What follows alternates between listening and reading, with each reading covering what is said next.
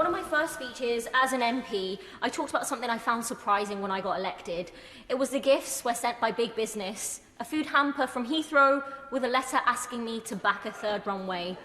A box from Google, not much, but their letter told me about their supposed good work, but not the billions of pounds that they've dodged in taxes. That wasn't it. I was surprised to walk down a corridor in Parliament where big businesses host private dinners for MPs. Over a glass of fine wine and an expensive meal, they extend their influence. I learned about the free trips abroad paid by global corporations. As Dennis Skinner once joked, it's always the Bahamas in the winter. They never go on a fact-finding mission to Greenland in the winter.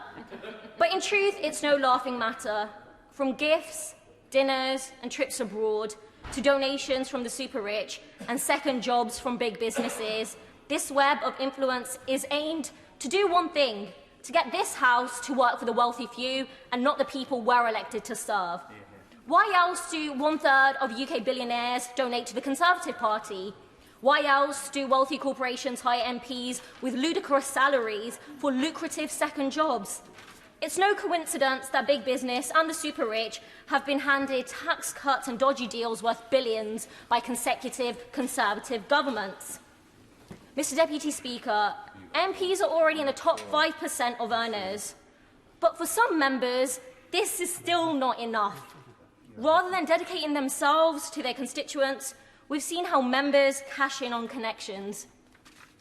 Since the start of the pandemic, while our constituents have been pushed into poverty due to the government's decisions, MPs have made more than £6 million from lucrative second jobs. In the past 14 years, the Prime Minister himself was paid more than £4 million for second jobs, jobs which I note wouldn't be banned by his proposals. But this racket has been exposed. The Prime Minister's mate got caught.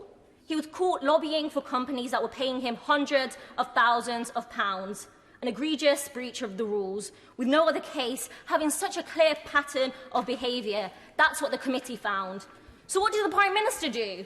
Well, he tried to rewrite the rules. He tried to get his mate off the hook, weakening even further the rules against MPs selling themselves to big business. And it's not integrity or a conscience that made him backtrack. It was public outcry.